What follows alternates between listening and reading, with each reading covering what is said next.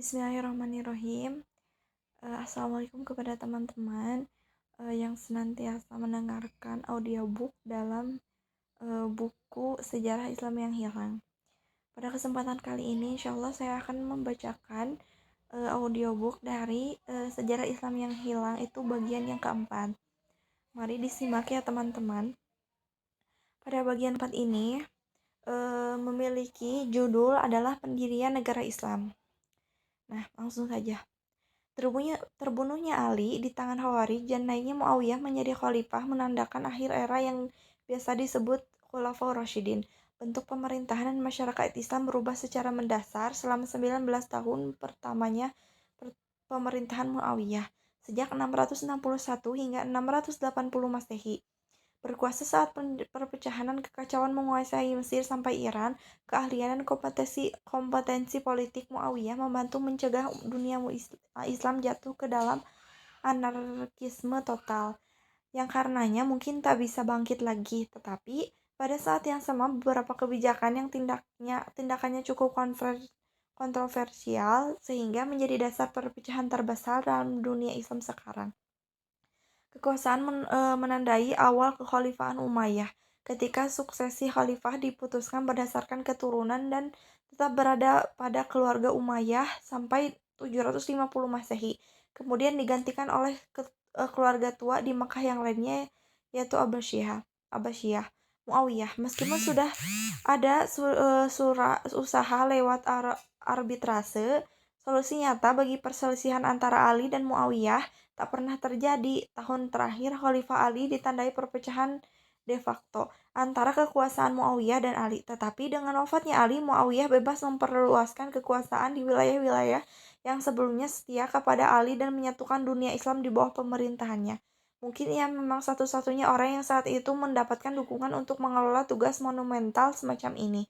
Ia sangat populer di Suriah, provinsi yang dipimpinnya sebagai gubernur selama 20 tahun sebelum mulai menjadi khalifah.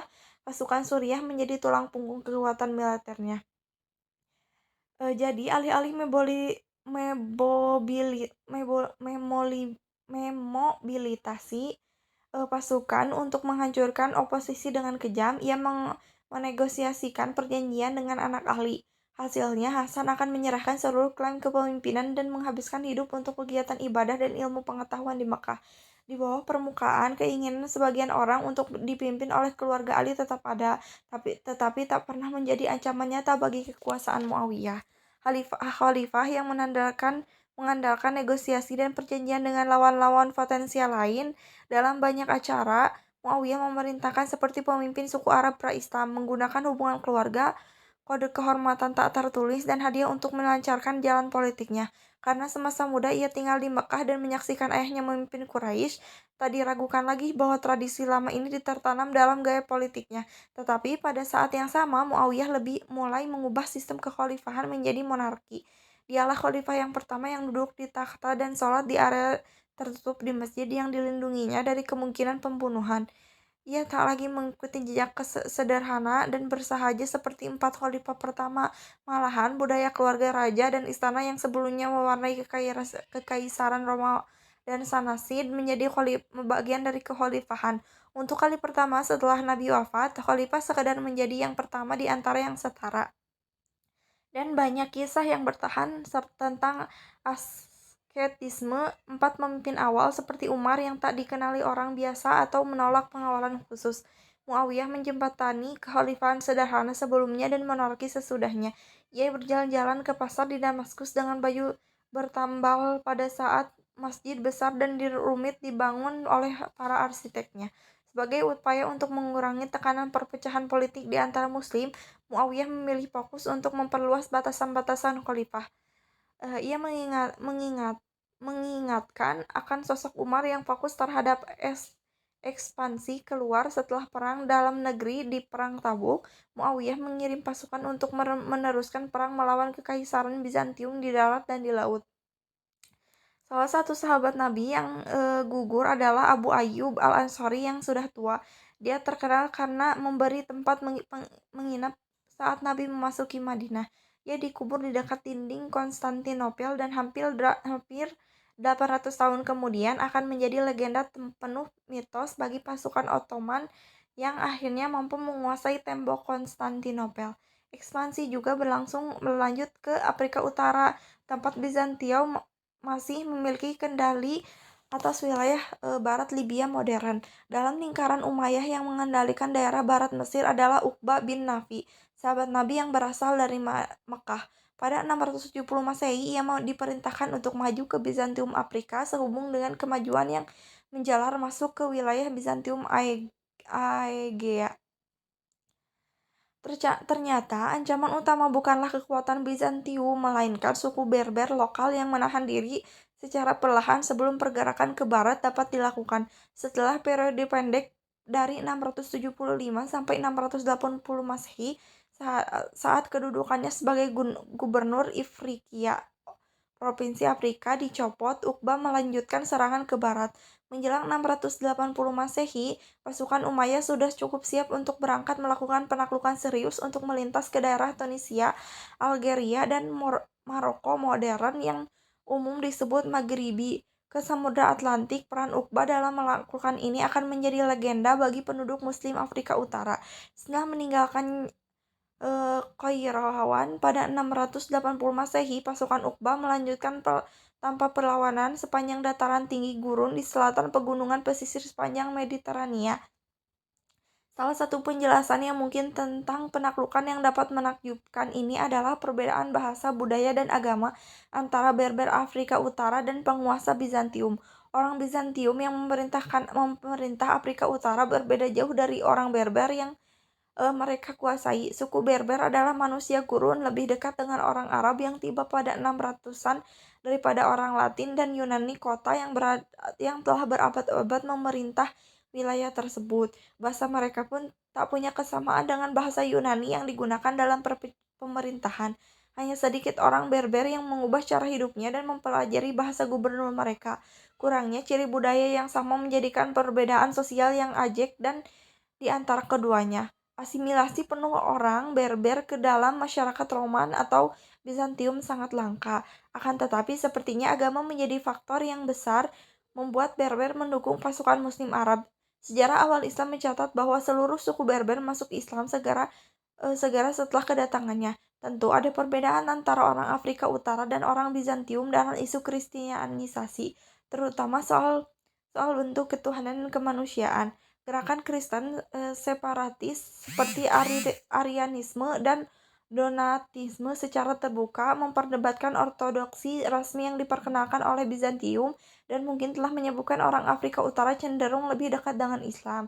Tetapi walaupun tak segera masuk Islam, seperti diklaim penulis sejarah terdahulu, suku Berber pasti punya alasan praktis untuk bangkit melawan Bizantium bersamaan dengan kedatangan pasukan Muslim.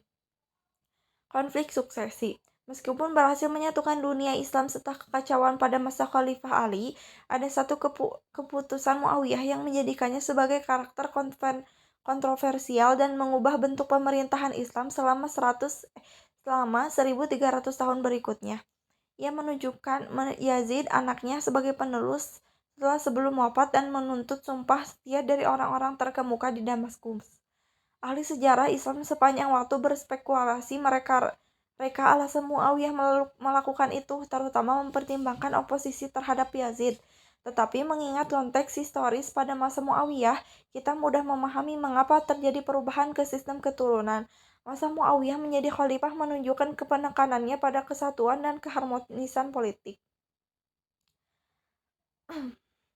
Alkohol, gadis penyanyi, dan kemewahan berlebihan mengiringi kehidupan Yazid.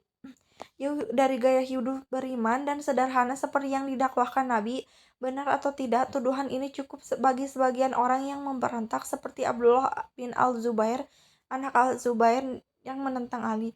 Permasalahan bertambah pelik karena sebagian orang di Irak ingin menyaksikan keturunan Ali mendapatkan gelar khalifah di dunia Islam.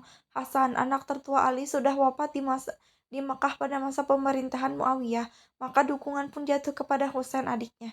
Cucu Nabi Muhammad ini tertarik dengan kota Kufah di Mesopotamia karena janji dukungan penduduknya. Menentang saran Abdullah bin Al-Zubair yang memperingatkannya bahwa orang Irak akan membelot bagi ada kesempatan. Husain bersiap mendirikan basis di Irak pada 890 Masehi agar dapat menentang Umayyah di Suriah, seperti yang dilakukan ayahnya 25 tahun lalu. Saran Abdullah terbukti tepat. Penduduk Kufah melepaskan dukungannya kepada Husain bahkan sebelum ia sampai. Yazid telah mengirim gubernur baru ke kota tersebut untuk membasmi setiap oposisi dan memastikan penduduk tidak bangkit memberontak melawannya. Tampaknya aksi untuk unjuk kekuatan Yazid telah mendesak penduduk kota untuk mengingkari janji dukungannya kepada Husain. Padahal Husain mengandalkan dukungan tersebut dan bepergian ke Kufah hanya dengan sekitar 70 anggota keluarga dan sahabat, hampir tak mungkin mempunyai kekuatan untuk menggulingkan Yazid. Di padang Karbala yang beranjak sekitar 80 km di utara Kufah, Husain dikepung oleh kekuatan Yazid yang kemudian membunuh dia dan mengikutinya. Perang Karbala nantinya menjadi salah satu legenda tentang pendirian aliran baru yang berbeda, yaitu Syiah. Pemberontak Abdullah bin Az-Zubair tak lebih baik hasilnya. Setelah membunuh Husain, masyarakat di dunia Islam umumnya mendukung perlawanan terhadap pemerintahan Umayyah. Lagi pula, Husain adalah cucu kesayangan Nabi. Pembunuhan keturunan Nabi mengejutkan banyak pengikut yang soleh. Abdullah menggunakan oposisi terhadap Yazid untuk mendukung pemberontak sendiri melawan Bani Umayyah. Ia menyatakan di Madinah pada 680 Masehi dengan dukungan semacam itu. Pemberontakan Abdullah tak bisa ditumpas semudah Husain. Bahkan Yazid tak pernah mampu memadamkan pemberontakan di Hijaz dan meninggal pada 683 Masehi tanpa kekuatan penuh di kekhalifahan. Setelah kematian Yazid, kendali Bani Umayyah seolah runtuh di mana-mana di dunia Islam. Penerus Yazid, seorang anak muda yang sepertinya tak tertarik pada pemerintahan, hanya berkuasa selama beberapa bulan hingga kematiannya. Abdullah menyatakan diri sebagai khalifah dan menjadi sumpah setia di penduduk Irak, Mesir, dan bahkan golongan pinggiran Suriah itu sendiri. Akan tetapi, melalui perpaduan antara politik, kesukuan, dan pertempuran terbuka, Bani Umayyah mampu mengambil alih kendali kekhalifahan di bawah Marwan, salah satu keponakan Muawiyah. Di bawah Marwan dan anaknya Abdul Malik, Bani Umayyah mengambil kembali kendali atas Suriah, Mesir, dan Irak dan akhirnya memadamkan pemberontakan Abdullah bin Al-Zubair di Mekah pada 692 Masehi. Bani Umayyah bangkit dari ancaman kepunahannya untuk memperoleh kembali kendali penuh atas kerajaan Muslim. Ini pasti bukan kedamaian dan keselarasan diharapkan Muawiyah saat menunjukkan putranya sebagai khalifah. Akan tetapi begitu Bani Umayyah mengambil kendali, periode perang saudara antara 680 dan 692 Masehi seperti tak lebih dari cegukan kecil. Pada akhir 600-an dan awal 700-an, Bani Umayyah melanjutkan periode kedua, ekspansi militer cepat dan pertumbuhan ekonomi yang akan menandingi periode manapun dalam sejarah Islam sebelum dan sesudahnya. Penaklukan lanjutan. Konsolidasi penuh dalam penaklukan Uqba di Afrika Utara harus diselesaikan sebelum penaklukan lanjutan dapat dilaksanakan. Khalifah Abdul Malik mengirim pasukan untuk menaklukkan Kartago, pos keluar terakhir di kontrol Bizantium di Afrika Utara pada 698. Dengan demikian, daerah terakhir Bizantium Afrika Utara lenyap setelah penguasa dipaksa mundur ke Sisilia dan Yunani. Musa bin Musyar, gubernur Umayyah untuk daerah Maghribi, lalu mengirim pasukan di bawah komando Tariq bin Ziyad, seorang Berber yang masuk Islam awal 711 Masehi. Ia mendarat di dekat pegunungan monolit raksasa yang sekarang dikenal sebagai Jabal Tariq, Gunung Tariq. Diinggriskan menjadi Gibraltar. Dari tempat ini, Tariq memimpin pasukan menyerbu ke sepanjang selatan Spanyol dan terbukti berhasil, terutama sejak Roderick dan pasukan Visigotik dan ada di utara semenanjung sedang memahami pemberontakan Masku. Saat Roderick bisa mengarahkan pasukan ke selatan untuk mengandang tentara Muslim, pada musim panas 711 Masehi, Tariq pun sudah berhasil membawa sekitar 10.000 tentara Muslim dari Afrika Utara. Pada perang Guadalete yang menentukan, pasukan Tariq berhasil menghancurkan kekuatan Roderick yang pasukannya mengalami penurunan kesetiaan akibat perjalanan melelahkan untuk melawan penyerbu Muslim. Roderick sendiri terbunuh dalam pertempuran dan mendasarkan kerajaan Visigotik langsung kentara. Kendati pusat runtuh di seluruh semenanjung, Torik terus bergerak untuk menguasai ibu kota tua Toledo lewat pertempuran selama beberapa bulan, dan tak lama sesudahnya kota-kota pun melanjutkan jatuh ke tangan Muslim.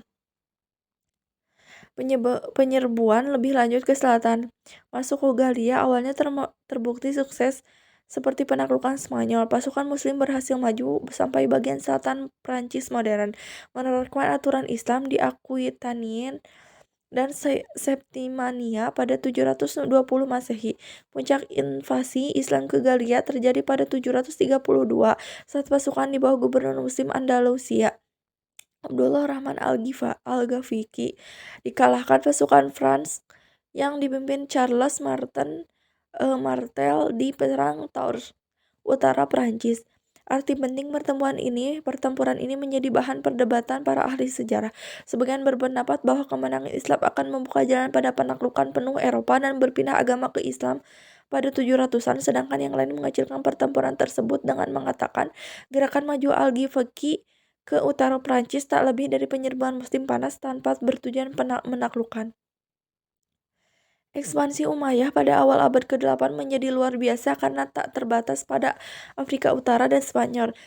Secara bersamaan, di sisi yang sebaiknya dari kerajaan, pasukan Umayyah bergerak maju menuju daerah yang tak dikenal dan yang bahkan pasukan Alexander pun tak berani mendatanginya. Pendorongannya adalah kapal dagang Muslim yang dikembali dari Ceylon, Sri Lanka sekarang. Usai diserang bajak laut yang bermarkas di pojok laut India dan Sindh. Saat kepemimpinan kerajaan Sindh, Raja Dahir menolak mengembalikan tawanan Muslim yang ditangkap dari kapal. Pasukan Umayyah kembali ditugaskan untuk memperluaskan batasan-batas kerajaan di bawah komando Muhammad bin Qasim, anak muda berasal dari suku Thaqif dan Taif, kota yang sama dengan menurut cerita tradisi Islam tak dihancurkan Nabi Muhammad. Dibantu pejabat kuil Buddha, pasukan Muslim menguasai setiap kota dengan perlawanan relatif kecil. Akhirnya pasukan Ibnu Qasim bertemu Raja Dahir dalam peperangan di sepanjang sungai Indus. Dibantu penduduk lokal yang tak puas dengan kekuasaan Dahir, pasukan Muslim mampu menghancurkan pasukan Sindh. Dahir sendiri terbunuh dalam pertempuran. Gajah perangnya yang bisa menghadang anak panah api yang dilontarkan pasukan Muslim. Seperti di Spanyol, kekalahannya dalam perang utama dan kematian raja mengakibatkan keruntuhan pemerintahan setempat secara total. Bagi masyarakat Sindh, penaklukan Islam tak mengubah kehidupan sehari-hari terlalu banyak. Berdasarkan nasihat atasnya di Irak, Ibnu Qasim memberikan kebebasan beragama bagi umat Buddha dan Hindu seperti yang diberikan kepada umat Kristen dan Yahudi di tempat lain di dalam dunia Islam. Oleh gubernur Islam yang baru, kuil dan patung dihancurkan dalam pertempuran boleh dibangun kembali. Sekali lagi, persyaratan longgar yang ditawarkan pihak Muslim hanya menimbulkan sedikit ketidakpuasan atas hukum Islam dan keharmonisan sosial. Menurut hukum Islam, kelompok-kelompok tersebut mendapatkan kebebasan beragama dan dibebaskan dari kewajiban militer dengan kekuasaan membayar pajak perseorangan atau jizyah. Sebaliknya, umat Muslim hanya dikenakan pajak tanah dan zakat, pajak wajib yang akan dibagikan kepada orang miskin, walaupun biasanya lebih dari kecil pada pajak Bizantium atau Sanasid pra-Islam. Jizyah masih lebih tinggi daripada pajak yang dibayar orang Muslim. Reaksi ekonomi yang dialami terjadi adalah non-Muslim masuk Islam agar membayar pajak lebih rendah. Tetapi solusi ini menimbulkan masalah bagi pemerintahan Umayyah. Jika seluruh non-Muslim masuk Islam, pemerintahan pajak bakal anjlok sehingga finansial tak mungkin untuk ekspedisi militer lebih lanjut tanpa menyebutkan kemewahan istana Umayyah. Mereka lah Muslim yang harus membayar jizyah, sedangkan saudara seiman mereka dari Arab dibebaskan. Tujuan Umayyah memungkinkan hanya melindungi sumber pajak mereka, tetapi kebijakan ini akhirnya berkelindan dengan aspek rasial, membuat komunitas non-Arab tetap berada di lapisan bawah masyarakat sedangkan Arab merangkak naik.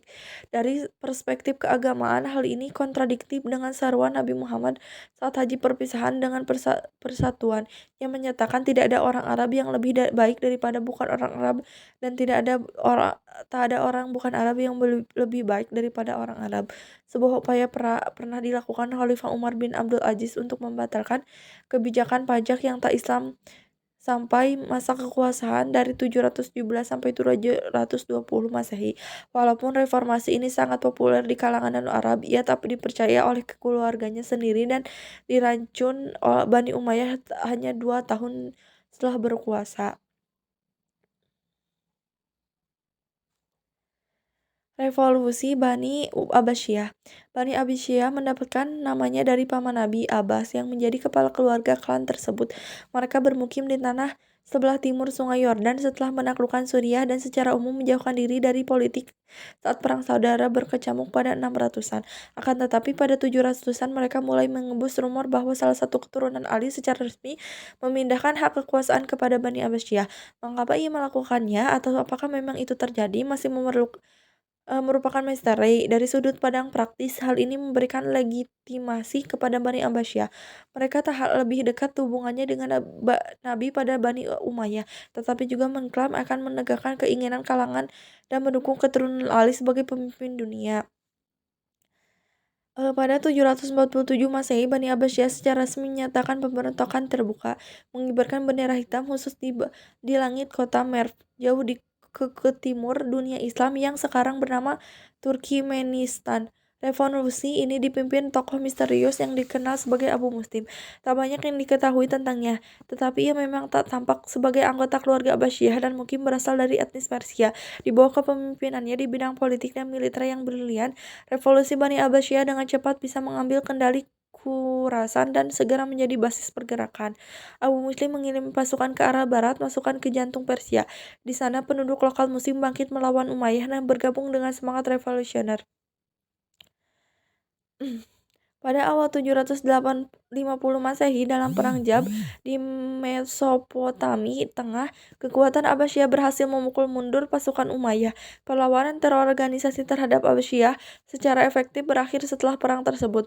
Seiring runtuhnya kendali Umayyah di seluruh dunia Islam, kini tak ada penghalang antara Abbasiyah dan ibu kota Umayyah, Damaskus.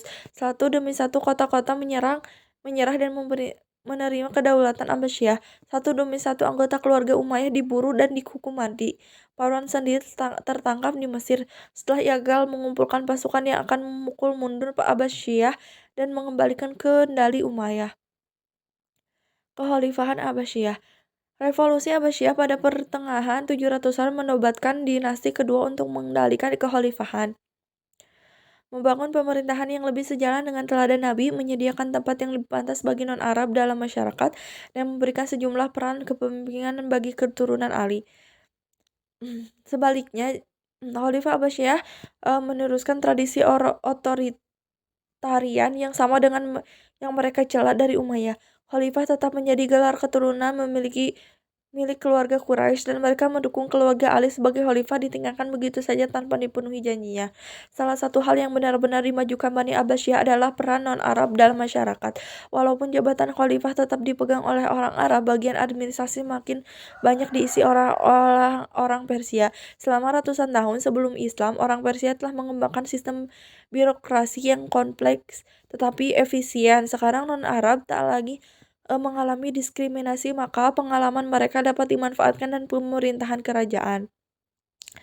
Pemahaman yang tepat tentang pencapaian masa Abbasiyah tak muncul dalam bentuk eksploitasi militer dan penaklukan tempat-tempat jauh seperti halnya Umayyah. Bahkan ekspansi keluar sesungguhnya berhenti saat Abbasiyah berkuasa.